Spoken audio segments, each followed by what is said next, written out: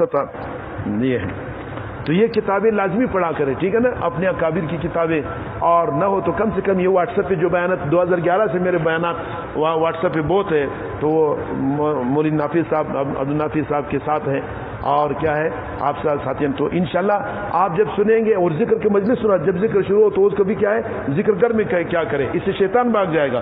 مسائل کا سنتے ہو کہ نہیں سنتے ساتھی؟ فائدہ ہو رہا ہے کہ نہیں ہو رہا ہے؟ کتنے ساتھی جو ہے دور دور سے سنتے ہیں، وہ مجلس میں نہیں آ سکتے، تو لہٰذا آپ اس کا بجائے وقت کو ضائع کرنے کی انشاءاللہ کوئی نہ کوئی موتی آپ کو ضرور ملتا رہے گا۔ بسم اللہ الرحمن۔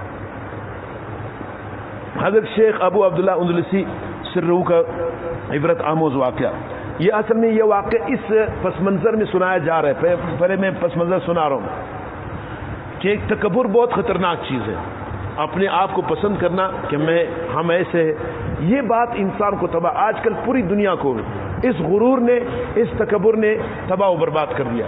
دنیا کا سب سے بڑا متکبر اس وقت ہمارے آپ کے زمانے میں امریکہ اس کے حوارین ہے کیا نہیں؟ اس نے بڑا دنیا میں غرور مچایا، ہم ایسے کریں گے، 1 انچ پر مار دیں گے، یہ کریں گے وہ کریں گے۔ اللہ نے اس کے ایسے ذلیل کر دیا، اس کی ناک جو ہے مٹی میں خاک آلود ہوگی۔ امیر المؤمنین جو تھے اس سے 10 پرلنگ پر بھی نہیں تھے کہ 3 مرتبہ اس کے گھر پہ گئے، اللہ نے کہا جس کو میں بچانا چاہتا ہوں امریکہ، تو کیا تیرے باپ بھی نہیں کچھ نہیں کر سکتا۔ اللہ نے دکھایا کہ نہیں دکھایا؟ پہلے یہ واقعات بتاتے تو لوگوں کے دل میں، آج اللہ نے ہمارے یعنی زمینی حقائق ہمارے سامنے ہیں، تو اللہ پاک جو ہے، جو ایک آدمی کو اللہ غرور وہ جاتا ہے اللہ پاک پھر اس کو گرا دیتا ہے، جب گرتا ہے تو ایسے گرتا ہے، اب ایسے گرا ہے کہ اپنے کیا ہے زخموں کو چاٹتے چاٹتے کیا ہے پریشان ہو رہا ہے کہ میں کیا کروں۔ اور انشاءاللہ آج بھی جب آج کے زمانے میں ملا عمر جیسے درویش صفت اور درویش منش انسان پیدا ہو سکتے ہیں، یہ بھی کس نے دیکھو یہ صحابی تو نہیں ہے نا، تابعی نہیں ہے، تب تابعی بھی نہیں، ہمارے آپ کے زمانے کے، میں نے خود 3 مرتبہ ملاقاتیں کی، اس کے ہاتھ میں نے بیعت کیا ہے، اس ہمارے آپ کے زمانے کا ہے۔ تو عزیز دوستو، جب ایسی شخصیت اللہ اس وقت پیدا کر سکتا ہے تو آگے نہیں پیدا کریں گے؟ اپنی دین کی حفاظت کریے، اور خدائی کا دعویٰ کرنے والے گمنڈ اور تکبر والوں، ان کو اللہ پاک ایسے درویشوں سے ذلیل کر دیتا ہے۔ جو تم امریکہ ہو کچھ بھی ہو، میرے ایک فقیر درویش ملنگ وہ ایسا ہے کہ وہ سائیکل پر سوار ہونے والا، تو اس کو اس کے بال کو بھی نہیں بکا کر سکے گا۔ تلاش کیا کہ نہیں کیا؟ سونے تلاش کی نا، اتنے بڑے بڑے وہ بڑے غبارے لگائے کہ کتنے میل پر 1 انچ کو دیکھ رہا ہے، لوگ کہتے ہیں پاگل ہو جاؤ۔ وہ مشرف کے زمانے میں یاد ہے، مشرف الو کا پٹ بھی گیا، تو لہٰذا ہمیں یاد ہے، ہم اس ممبر پر بیٹھے ہوئے تھے، مجھے یاد ہے کہ جس وقت 27 رمضان تھی اور طالبان کی حکومت گر گیا اور امریکہ آگے بڑے بدماشی کے ساتھ، اور پتہ یہ بھی 52 آ رہے، پتہ کیا آ رہے، پتہ نہیں کیا آ رہے، اور یہ بیچارے چند تھے مخلصین۔ مجھے یاد ہے اس ممبر پہ میں نے میرا وہ ریکارڈ ہے وہ بیانات، میں نے کہا انشاءاللہ، اور یہاں پر مشرف کے خلاف میں نے اسی دنوں میں نے تقریر کیا، عید کا دن تھا، اور میں نے کہا جنرل انشاءاللہ تجھے کتوں کی موت مرے گا تو، اور یہ ریکارڈ پر ہے، میں نے بتایا تھا کہ انشاءاللہ یہ کتوں کی موت، امریکہ کی ذلت اللہ ہمیں دکھائے گا، کتے کی طرح ذلیل ہو کر نکلے گا۔ یہ تقریباً اس وقت جب کہ طالبان حکومت گر گیا تھا، امریکہ جو بڑی دشمن، کیونکہ اللہ کا نظام ہے کہ اللہ پاک حق و باطل کو ٹکراتے، تو باطل جب صاف ہو جائے، باطل جب مکمل غرور میں آ جاتا ہے، حق صاف ہو جاتا ہے، بالکل اللہ کے لیے ہو جاتا ہے، اور قسم پرسی کی حالت میں ایک بھی ان کے ساتھ نہ تیاری ہے، نہ ٹانک ہے، کچھ بھی نہیں، نہ ٹینک ہے، نہ تلوار، نہ میزائل، کچھ بھی نہیں، لیکن الحمدللہ اللہ نے ایسا رگڑا دکھایا، ایسے فدائیوں نے ان کو ایسے کر دیا نہ کہ اس کے لوہے کے چنے چبوائے، پریشان ہو گئے، کدھر بھاگ جائے کدھر بھاگ، ان کو سمجھ میں نہیں آ رہا کیا کرے، ایسے وہ داڑھی پگڑی والے اور ملنگ درویش صفت لوگ تھے۔ الحمدللہ آج پوری دنیا میں کیا سارے کے سارے لوگ جاتے ہیں، بھائی ہمیں کام دے دو، ہم آپ کی روڈ بنائیں گے، ہم آپ کے لیٹرینیں بنائیں گے، ہم یہ کریں گے، الحمدللہ بس یہ کافر سب ہمارے لیٹرینیں بنائیں گے۔ اللہ پاکستانیوں کو بھی غیرت نصیب فرمائے، اللہ ہمارے اقتدار والوں کو بھی یہ دیانت نصیب فرمائے۔ ملا عمر کے نقش قدم پر چل کے جاؤ، خدا کے قسم اگر شہید ہو گئے تو شہادت سے بڑھ کر کوئی اور موت ہے؟ ایسے مسجد میں بیٹھے بیٹھے نہیں ملے گا، کچھ شہادتیں بھی دینی پڑیں گی نا، ایسے وہ مجنون مت بنو کہنے والا، تھوڑا سا اپنے گوشت کو خون کی قربانی دو، اور پھر کیا ہے انشاءاللہ یہ پاکستان بھی، یہ اللہ پاک نے 27ویں رمضان مبارک مبارک تھی جب اللہ پاک نے پاکستان کو وجود دیا. یہ پاکستان بھی کوئی معمولی ملک نہیں ہے, یہ بھی اللہ کی حکمتوں سے بڑا پڑا ہے. اس میں اللہ پاک دیکھو دین کے تمام شعبے اللہ نے اس کے لیے مقرر کر دیا. یہ پاکستان میں زندہ ہے, مدارس ہے, تبلیغی جماعت ہے, مشائخ ہے, علماء ہیں, محدثین ہیں, خانقاہیں ہیں, اور اسی طرح سیاسی جماعتیں ہیں. حضور صلی اللہ علیہ وسلم کی محبت کی کیا ہے الحمدللہ ختم نبوت کا کام ہو رہا ہے. کتنے قربانی والے ہیں پاکستان. تو یہ ہے, تو یہ پاکستان بھی ایک دین اسلام کا ایک بہت بڑا کیا قلعہ ہے, لیکن دشمن ہے کہ اس کو کیا خراب کرنے کی کوشش کریں گے. لیکن انشاءاللہ ہم پاکستان کے ایک انچ پر ہم اپنی جان مال سب کچھ قربان کریں گے اور اس کو اسلام کا قلعہ بنائیں گے. سمجھے ٹھیک ہے نا. انشاءاللہ پاکستان, افغانستان, بنگلہ دیش اور اسی طرح جتنے بھی ہمارے اسلامی ممالک ہیں, ہم اس کو مل کر کے ہم امام مہدی کے لشکر میں شامل ہو جائیں گے. اور دجال کے ساتھ جانے والے یہودی اور یہودی لابی کے جتنے بھی کیا ہے الو کے پٹے ہیں, ان سب کو انشاءاللہ گاجر مولی کی طرح کاٹ کے رکھیں گے. ٹھیک ہے نا انشاءاللہ. تو جہاد سے بڑھ کر کے بہترین زندگی تو ہے ہی نہیں. جہاد کی زندگی ہم نے دیکھی ہے, اور پہلے تاریخ میں بھی دیکھی, بعد میں بھی فتوحات سے بھی دیکھا الحمدللہ. اس ریتوں میں, اس غاروں میں, اس خطرناک حالات میں خدا کی قسم وہ سکون ہم نے دیکھا کہ میں بیان بھی نہیں کر سکتا ہوں. میں بہت جگہ گیا ہوں, لیکن جو سکون الحمدللہ فدائیوں کے مجلس میں یا اس ریتوں میں, اس غاروں میں, اس کیا ہے مورچوں میں ہم نے دیکھا, خدا کی قسم عجیب کیفیت تھا. میں بیان شروع کرتا تھا, بس ہزاروں کمانڈر ہوتے تھے. میں نے دیکھا تھا, میں 2-3 مرتبہ گیا ہوں, تو ہزاروں ایسے روتے تھے, ایسے عجیب رونے کی کیفیت ہوتی تھی, خدا کی قسم آپ حیران ہو جاتے. ایسے بالکل سارا اور دیہات اور بالکل کیا ہے بالکل سب جو کہ بے خود ہو جاتے تھے. ایسی دعائیں ہوتی تھی. مجھے وہ منظر اپنی آنکھوں میں ابھی تک ہے. تو عرض ہے کہ جہاد کی جو خوشی کی زندگی ہے آپ لوگوں نے دیکھی نہیں ہے. اور جو آپ نے دیکھا ہوگا نا, جو جہاد میں چلا گیا, کبھی کسی نے اس کو روک سکتا ہے؟ اس کو کسی کا باپ بھی نہیں روک سکتا. باپ ہمارے بچوں کو, میں تم جاؤ تو صحیح اپنے بچے کو, جب وہ جاتا وہ بھی وہیں کا ہو جاتا تھا. یہ ایسے یہ جنت کا راستہ ہے, جنت میں مزہ نہیں ہے. تو یہ دنیا کی مصیبتیں, یہ عہد کرو کہ انشاءاللہ ہم تکبر کو زمین سے مٹائیں گے. تکبر صرف کس کے لیے لائق ہے؟ اللہ کے لیے. ہم سب اللہ کے عاجز بندے ہیں. ہم اللہ کی مدد, اس کی نصرت سے ہم پاکستان کو بھی بچائیں گے, ہم افغانستان کو بھی بچائیں گے, ہم عراق کو بھی بچائیں گے. ہم جو ہے حضرت عمر کا فتح کیا ہوا ایران کو بھی ہم اسلامی اسٹیٹ بنا کے رکھیں گے. اور اسی طرح ہم اسلام کا جھنڈا لے کر کے جتنے بھی مظلوم لوگ ہیں ہم اس کو اسلام میں دعوت دیں گے, اور اس کو ہم کیا ہے کسی اللہ کی عبادت کے لیے سب کو دعوت دیں گے. ہم تو پھر لوگ بھائی, ہم تو اللہ کرنے والے لوگ ہیں, سیدھے سادے درویش منش لوگ ہیں, نہیں سمجھے. ہم تو سب کے خیر خواہ ہیں. ٹھیک ہے. اچھا, بات کہاں سے کہاں پہنچ گئی. پس منظر بیان کر رہا تھا کہ اللہ پاک ہم سب کو غرور سے بچا دے. یہ غرور پر کیا ہے کہ تکبر اور غرور ایسے خطرناک چیز ہے. کبھی ایک بہت بڑے مقام والے آدمی سے جب تھوڑی سی غلطی ہو جاتی ہے, اللہ اس کو تنبیہ کرتا ہے, سزا دیتا ہے. تکبر, اس لیے تکبر نہ کرنا, غرور نہ کرنا. کسی مسلمان کو بھی, کسی انسان کو بھی اپنے سے کمتر مت سمجھنا. کیا معلوم وہ اللہ کے نزدیک بہتر ہو اور ہم اور آپ اللہ کے نزدیک بدتر ہو. سن ہجری کی 2 صدی ختم پر ہے. آفتاب نبوت غروب ہوئے ابھی زیادہ مدت نہیں گزرا ہے. یہ وہ ابو عبداللہ اندلسی کی, یعنی تقریباً حضور صلی اللہ علیہ وسلم کے زندگی کے گزرنے کے, آپ کی دنیا سے جانے کے تقریباً 100 سال کے بعد کا زمانہ ہے. یہ کون سا زمانہ ہے؟ یعنی ابھی 1400 سال ہو, تقریباً 12ویں صدی کی زمانہ ہے یا 13ویں صدی کی وقت کا زمانہ ہے. یہ وہ تاریخ. لوگوں میں امانت اور دیانت اور تدین اور تقوی اس کا عنصر ابھی تک غالب ہے. ایسے بدبختی نہیں ہے. اسلام کے ہونہار فرزند جس کے ہاتھ پر اس کو فروغ ہونے والا ہے, کچھ برسر پیکار ہیں, کچھ جہاد میں مصروف ہیں, اور کچھ ابھی تربیت پا رہے ہیں. ائمہ دین کا زمانہ ہے. ہر ایک شہر علماء دین صلحاء متقین سے آباد نظر آتا ہے, خصوصاً مدینۃ الاسلام بغداد جو اس وقت مسلمانوں کا دارالسلطنت ہے. اپنی ظاہری اور باطنی آرائشوں سے آراستہ ہو کر گلزار بنا ہوا ہے. ایک طرف اگر اس کی دلفریب عمارتیں اور اس میں گزرنے والی نہریں دل لبانے والی ہیں, تو دوسری طرف علماء اور صلحاء کی مجلسیں, درس و تدریس کے حلقے, ذکر و تلاوت کی دلکش آوازیں خدا تعالیٰ کے نیک بندوں کی دل جمی کا ایک کافی سامان ہے. فقہاء اور محدثین اور عباد و زہاد کا ایک عجیب و غریب مجمع موجود ہے. یہ 2 صدی کا بات ہے. اس مبارک مجمع میں ایک بزرگ تھا, اس کا نام تھا ابو عبداللہ اندلسی, اس کے نام سے مشہور ہے, جو اکثر اہل عراق کے پیر و مرشد بھی تھا اور استاد محدث بھی تھا. آپ کے مریدین کی تعداد 12,000 تک پہنچ چکی تھی. کتنی؟ اور جن کا عبرتناک واقعہ ہمیں اس وقت ہدیہ ناظرین کرنا ہے۔ یہ بزرگ علاوہ زاہد اور عابد ہونے کے، عارف باللہ ہونے کے، حدیث و تفسیر میں بھی ایک جلیل القدر امام ہیں۔ بیان کیا جاتا ہے کہ آپ کو 30,000 حدیثیں حفظ دی سند کے ساتھ، 30,000 حدیثوں کا حافظ تھا، اور قرآن شریف کو تمام روایات قرات کے ساتھ پڑھتے تھے۔ آواز آ رہی بھائی؟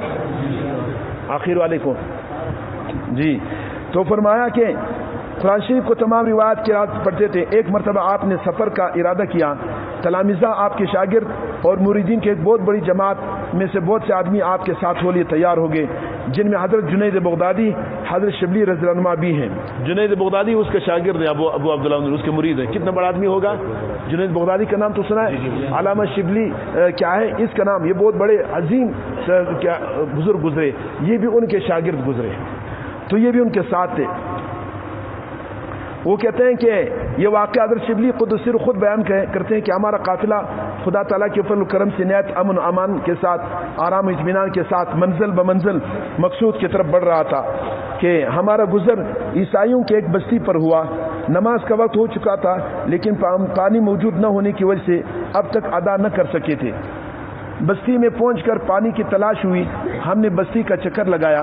یہ عیسائیوں کی بستی تھی، تو اس وقت عیسائی بھی اسلامی مملکت میں رہا کرتے تھے جزیہ دے کر۔ تو اس دوران ہم چند مندروں اور گرجا گھروں پر پہنچے، جن میں آفتاب پرستوں، سورج کی عبادت کرنے والوں یہودیوں اور صلیب پرست نصرانیوں کے رہبان اور پادریوں کا مجمع تھا۔ کوئی سورج کو پوجتا تھا، کوئی آگ کو ڈنڈوت کرتا تھا، کوئی صلیب کو اپنا قبلہ حاجات بنایا ہوا تھا۔ ہم یہ دیکھ کر متعجب ہوئے کہ ان لوگوں کی کم عقلی و گمراہی پر حیرت کرتے ہوئے آگے بڑھیں کہ کیسے بیوقوف لوگ ہیں، اللہ کو چھوڑ کر کے آگے کیا ہے ان چیزوں کی عبادت کرتے۔ آخر گھومتے گھومتے بستی کے کنارے پر ہم ایک کنویں پر پہنچے، جس پر چند نوجوان لڑکیاں پانی پلا رہی تھیں۔ اتفاق سے شیخ مرشد ابو عبداللہ اندلسی کی نظر ان میں سے ایک لڑکی پر پڑی۔ دیکھو بدنظری ایسی خطرناک چیز ہے۔ اس لڑکی پر پڑی جو اپنے خداداد حسن و جمال میں سب ہم جونیوں سے ممتاز ہونے کے ساتھ ساتھ زیور اور لباس سے آراستہ تھی۔ شیخ کی اس سے آنکھیں چار ہوتے ہی حالت دیگرگون ہونے لگی، چہرہ بدلنے لگا۔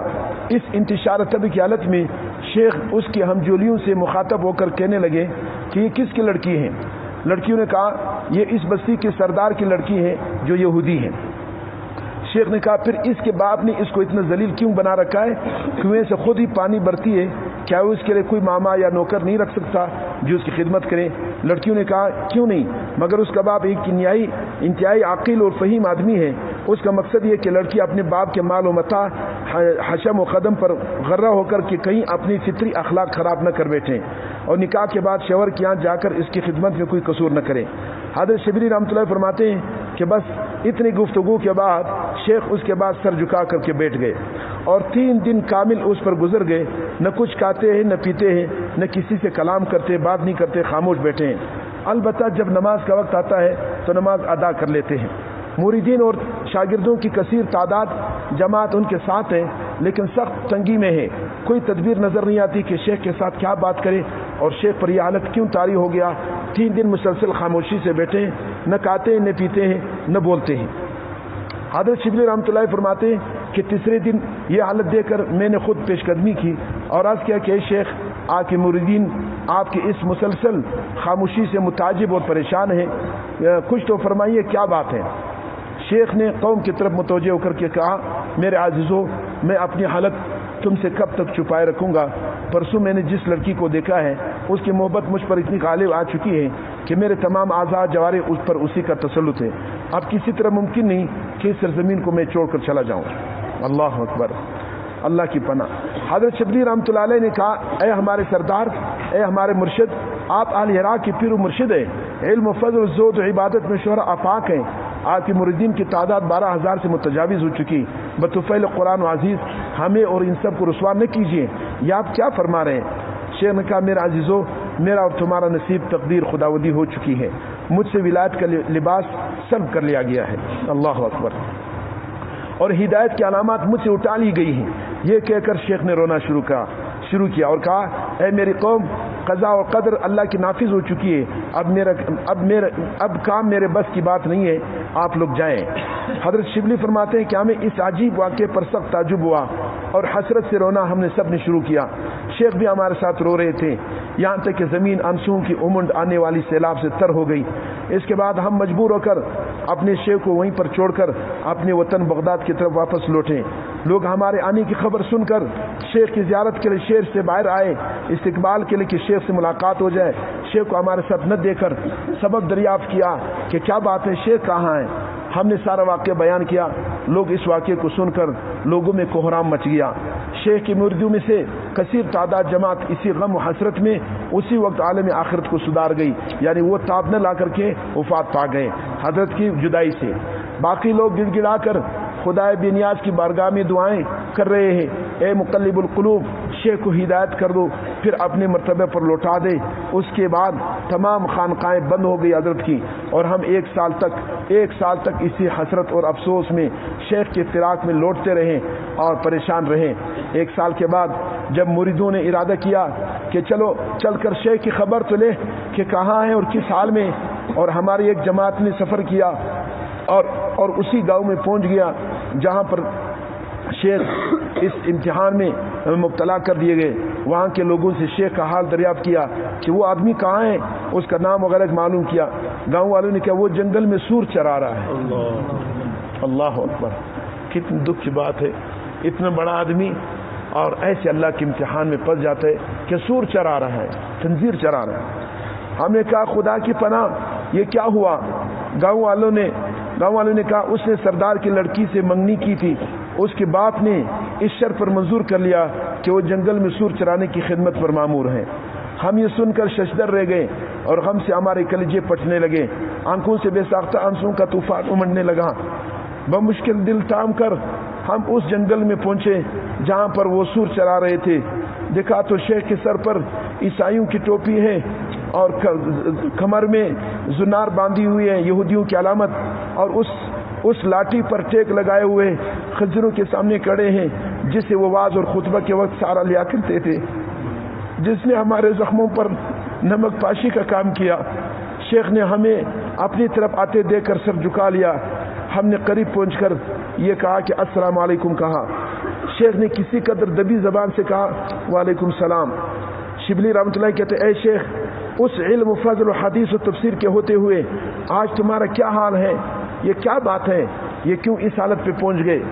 شیخ نے کہا میرے بھائیوں، میں اپنے اختیار میں نہیں، میرے مولا نے مجھے جیسا چاہا ویسا کر دیا، اور اس قدر مقرب بنانے کے بعد جب چاہا مجھے اپنے دروازے سے دور پھینک دیا، تو پھر اللہ کی اس قضاء و قدر کو کون ٹالنے والا ہے؟ اے عزیزو، خدائے بے نیاز کے قہر و غضب سے ڈرو، اپنے علم و فضل پر مغرور مت ہو جاؤ۔ اس کے بعد آسمان کی طرف نظر اٹھا کر کہا کہ میرے مولا، میرا گمان تو تیرے بارے میں ایسا نہ تھا کہ تو مجھ کو ذلیل و خوار کر کے اپنے دروازے سے نکال دے گا۔ یہ کہہ کر اللہ تعالیٰ سے استغاثہ کرنا اور رونا شروع کر دیا۔ میرے والد صاحب اس قصے کو سناتے وقت یہ شعر بھی شیخ کی طرف سے پڑھاتے تھے، بے نیازی نے تیری اے کبریا مجھ غریب و خستہ کو کیا سے کیا کر دیا۔ غالباً یہ کسی عربی شعر کا ترجمہ ہے، اردو شاعر نے کیا ہوگا، اور شیخ نے آواز دے کر کہا کہ اے شبلی، اپنے غیر کو دیکھ کر عبرت حاصل کرو۔ حدیث میں کیا سعید من وعظ بغیری، نیک بخت وہ جو دوسروں کو دیکھ کر نصیحت حاصل کرے۔ شبلی رحمۃ اللہ کہتے رونے کی وجہ سے لکنت کرتی ہوئی آواز سے نہایت دردناک لہجے میں کہا اے ہمارا پروردگار، ہم تجھی سے مدد طلب کرتے ہیں اور تجھی سے استغاثہ کرتے ہیں کہ ہر کام میں ہم کو تیرا ہی بھروسہ ہے، ہم سے مصیبت دور کر دے کہ تیرے سوا کوئی دفع کرنے والا نہیں۔ خنزیر ان کا رونا اور ان کی دردناک آواز شیخ کی سنتے ہی سب کے سب خنزیر وہاں جمع ہو گئے اور زمین پر مرغ بسمل کی طرح لوٹنا تڑپنا اور چلانا شروع کر دیا، اور اس زور سے چیخ رہے ہیں یہ سارے خنزیر کہ ان کی آواز سے جنگل اور پہاڑ گونج اٹھے۔ یہ میدان حشر کا نمونہ بن گیا۔ ادھر شیخ حسرت کے عالم میں زار و قطار اللہ کے سامنے رو رہے تھے۔ حضرت شبلی رحمۃ اللہ علیہ شیخ سے کہا کہ حضرت آپ تو حافظ قرآن تھے اور قرآن کو ساتوں کی راتوں سے پڑھا کرتے تھے، اب بھی اس کی کوئی آیات آپ کو یاد ہے؟ شیخ نے کہا اے عزیز، مجھے قرآن میں صرف 2 آیتوں کے سوا کچھ بھی یاد نہیں۔ حضرت شبلی رحمۃ اللہ نے فرمایا حضرت وہ کون سی 2 آیتیں ہیں؟ شیخ نے کہا ایک تو یہ ہے کہ وَمَن يُهْنِ اللَّهُ فَمَا لَهُ مِن مُكْرِمٍ إِنَّ اللَّهَ يَفْعَلُ مَا يَشَاءُ، اللہ جس کو ذلیل کرتا ہے اس کو کوئی عزت دینے والا نہیں، بے شک اللہ جو چاہتا ہے وہ کرتا ہے. دوسری آیت یہ من یتبدل الکفر بالایمان فقد ضل سواء السبیل، جس نے ایمان کے بدلے میں کفر اختیار کیا وہ تحقیق سیدھے راستے سے گمراہ ہو گیا. یہ آیاتیں مجھے یاد ہے، باقی کچھ نہیں. شبلی نے کہا اے شیخ آپ کو 30,000 حدیثیں بمع اسناد کی بزبان یاد تھی، اب ان میں سے کوئی بھی حدیث یاد ہے؟ شیخ نے کہا صرف ایک حدیث یاد ہے، وہ یہ ہے من بدل دینہ فاقتلوہ، جو شخص اپنا دین بدل ڈالے اس کو قتل کر ڈالو. شبلی رحمۃ اللہ علیہ کہتے کیا میں حضرت کی حال دیکھ کر بسط حسرت اور یاس کے ساتھ تو ہم تو سمجھ گئے کہ حضرت کہ ہمارا شیخ تو کیا ہو گیا، یہودی ہو گیا، اور شیخ کو وہیں چھوڑ کر واپس ہوئے اور بغداد کا قصد کیا. ابھی 3 منزل ہمارے سفر کے طے کرنے پائے تھے کہ تیسرے روز اچانک شیخ کو ہم نے اپنے آگے دیکھا کہ نہر سے غسل کر کے نکل رہے ہیں اور بآواز بلند شہادتین پڑھ رہے ہیں، اشہد ان لا الہ الا اللہ و اشہد ان محمد رسول اللہ پڑھتے جاتے ہیں. اس وقت ہماری خوشی اور مسرت کا اندازہ وہی شخص کر سکتا ہے جس کو اس سے پہلے ہماری مصیبت اور حسرت و یاس کا اندازہ ہو. شیخ جب قریب پہنچ کر شیخ نے کہا مجھے ایک پاک کپڑا دے دو، اور پاک کپڑا لے کر سب سے پہلے نماز کی نیت باندھی. ہم منتظر رہے، شیخ نماز سے فارغ ہوئے تو مفصل واقعہ سنیں گے. تھوڑی دیر کے بعد شیخ نماز سے فارغ ہوئے اور ہماری طرف متوجہ ہو کر کے بیٹھ گئے. ہم نے کہا اس خدا قدیر و علیم کا ہزار ہزار شکر ہے جس نے آپ کو ہم سے دوبارہ ملا دیا. حضرت ہماری جماعت کا شیرازہ بکھر جانے کے بعد پھر درست فرما دیا، مگر حضرت یہ تو بیان فرمائیے کہ اس قدر انکار شدید کے بعد پھر آپ کا یہاں پر آنا کیسا ہوا؟ ہم نے تو آپ کو بلا تھا، آپ نہیں آ سکے. شیخ نے کہا کہ میرے دوستو جب تم مجھے چھوڑ کر واپس ہوئے تو میں نے گڑ گڑا کر اللہ تعالیٰ سے دعا کی کہ خدا بندہ مجھے اس جنجال سے نجات دے، میں تیرا خطا کار بندہ ہوں. اس سمیع دعا نے بِن ہما میری آواز سن لی اور میرے سارے گناہوں کو محو کر دی، مٹا دیے. ہم نے کہا کیا آپ کو اس آزمائش کا کوئی سبب تھا؟ شیخ نے کہا ہاں، جب ہم گاؤں میں اترے اور بت خانوں اور گرجا گھروں پر ہمارا گزر ہوا، آتش پرستوں پر صلیب پرستوں کو غیر اللہ کی عبادت میں مشغول دے کر میرے دل میں تکبر اور بڑائی پیدا ہو گئی. کیا ہم مومن موحد ہیں اور یہ کمبخت کیسے جاہل و احمق ہیں، بے حس اور بے شعور چیزوں کی پرستش کرتے ہیں. مجھے اسی وقت ایک غیبی آواز دی گئی کہ یہ ایمان توحید کچھ تمہارا ذاتی کمال نہیں، سب کچھ ہماری توفیق ہے. کیا تم اپنے ایمان کو اپنی اختیار میں سمجھتے ہو جو ان کو حقیر سمجھتے ہو؟ اگر تم چاہو تو ہم تمہیں ابھی بتلا دیں. اور مجھے اسی وقت احساس ہوا کہ گویا کہ ایک جانور، ایک پرندہ میرے دل سے نکل کر اڑ گیا جو در حقیقت میں ایمان تھا. سمجھ آئے؟ ایسے سخت امتحان. حضرت شبلی رحمۃ اللہ فرماتے کہ اس کے بعد ہمارا قافلہ نہایت خوشی اور کامیابی کے ساتھ بغداد پہنچ گیا. سب مریدین شیخ کی زیارت اور ان کے دوبارہ قبول اسلام سے خوشیاں منا رہے ہیں. خانقاہیں حجرے دوبارہ کھول دیے گئے اور حضرت کی ساری جگہ آباد ہو گئی. بادشاہ وقت شیخ کی زیارت کے لیے حاضر ہوا اور کچھ ہدایہ پیش کیے. شیخ اپنے قدیم شغل میں مشغول ہو گئے اور پھر وہی حدیث و تفسیر، وعظ و تذکیر، تعلیم و تربیت کا دور شروع ہو گیا. خداوند عالم نے شیخ کو بلا ہوا علم پھر عطا فرما دیا، بلکہ اب نسبتاً پہلے سے ہر علم فن میں اور بھی ترقی کر دیا. تلامذہ کی تعداد 40,000 ہو گئی. اور اسی حالت میں ایک مدت گزر گئی، زمانہ گزر گئی. ایک روز ہم حضرت کے ساتھ صبح کی نماز پڑھ کر شیخ کی خدمت میں بیٹھے ہوئے تھے کہ اچانک کسی نے حجرے کا دروازہ کھٹکھٹایا. میں دروازے پر گیا تو دیکھا کہ ایک شخص سیاہ کپڑوں میں لپٹا ہوا کھڑا ہے. میں نے کہا ان سے آپ کون ہیں، کہاں سے آئے ہو، کیا مقصود ہے؟ آنے والے شخص نے کہا اپنے شیخ سے کہہ دو کہ وہ لڑکی جس کو آپ فلان گاؤں میں چھوڑ گئے، اس گاؤں کا نام لے کر جس میں شیخ مبتلا ہوئے تھے، چھوڑ کر آئے تھے، آپ کی خدمت کے لیے حاضر ہیں. سچ ہے کہ جب کوئی خدا تعالیٰ کو ہو رہتا ہے تو سارا جان اس کا ہو جاتا ہے. جو اللہ سے منہ موڑ لیتا ہے تو ہر چیز اس سے منہ موڑ لیتی ہے. چوں ازو گشتی ہم چیز ازو گشت. میں شیخ کے پاس گیا اور واقعہ بیان کیا کہ حضرت یہ اس دروازے پہ ایک آدمی ہے اور وہ یہ کہہ رہا ہے. شیخ سنتے ہی زرد ہو گئے، خوف سے کانپنے لگے کہ پھر میں مبتلا تو نہیں ہو رہا ہوں. اس کے بعد اس کو اندر آنے کی اجازت دی. لڑکی شیخ کو دیکھتے ہی زار و قطار رونے لگی. شدت گریہ سے دم لینے کی اجازت نہیں دیتا کچھ کلام کریں. شیخ نے لڑکی سے خطاب کر کے کہا تمہارا یہاں کیسا نہ ہوا اور یہاں تک تمہیں کس نے پہنچایا؟ لڑکی نے کہا اے میرے سردار، جب آپ ہمارے گاؤں سے رخصت ہوئے اور مجھے خبر ملی تو میری بے چینی اور بے قراری جس حد کو پہنچی اس کو کچھ میرا دل ہی جانتا ہے. نہ بھوک رہی نہ پیاس، نیند تو کہاں آتی، میں رات بھر اسی اضطراب میں رہ کر صبح کے قریب ذرا لیٹ گئی اور اس وقت مجھ پر ایک غنودگی سی غالب ہو گئی، نیند آ گئی، اور اسی غنودگی میں نے خواب میں ایک شخص کو دیکھا جو کہہ رہا تھا کہ اگر تو مومنات میں داخل ہونا چاہتی ہے تو بتوں کی عبادت چھوڑ دے اور شیخ کا اتباع کر اور اپنی دین سے توبہ کر کے شیخ کے دین میں داخل ہو جاؤ۔ خواب میں نے اس آدمی سے کہا، عالم خواب میں خطاب کر کے میں نے کہا شیخ کا دین کیا ہے؟ اس شخص نے کہا کہ اس کا دین اسلام ہے۔ میں نے کہا اسلام کیا چیز ہے؟ اس شخص نے خواب میں مجھ سے بتایا اس بات کی دل اور زبان سے گواہی دینا کہ خدا کے سوا کوئی معبود نہیں اور محمد صلی اللہ علیہ وسلم اس کے برحق رسول پیغمبر ہیں۔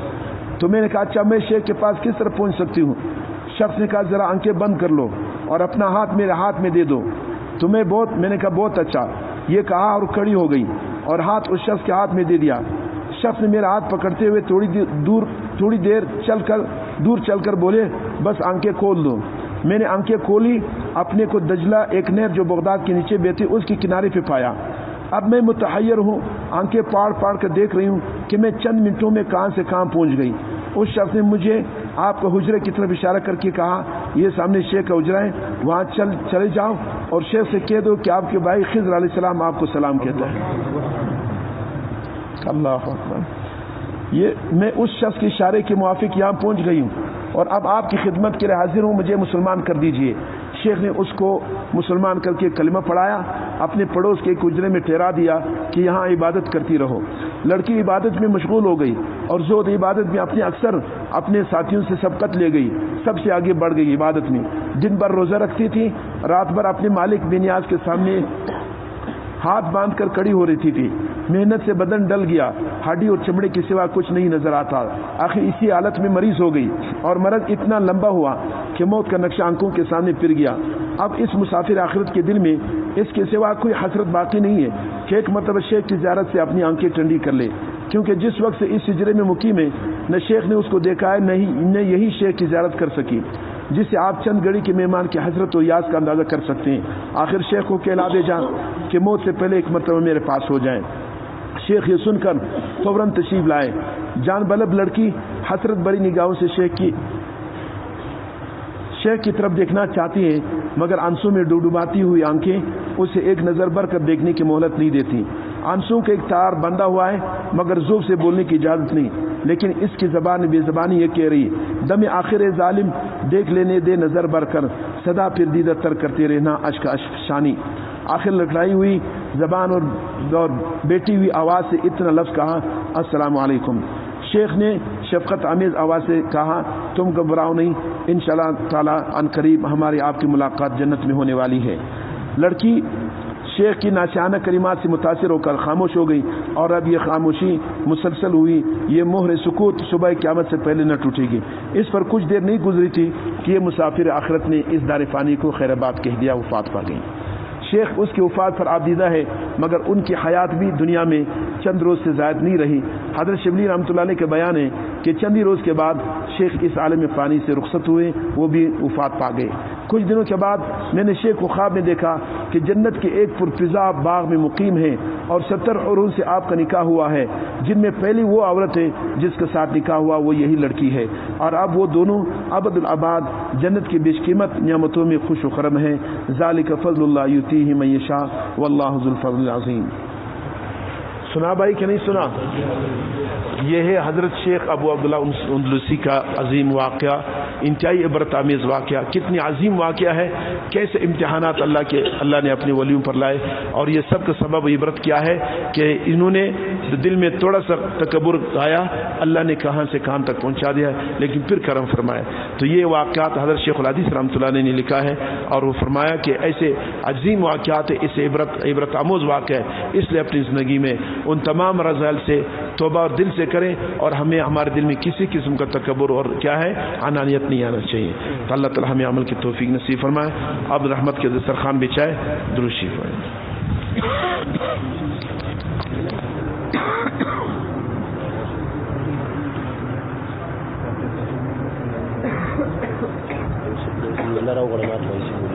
صحیح ہے، درود شریف شروع سے خبر مخمرہ ہوا۔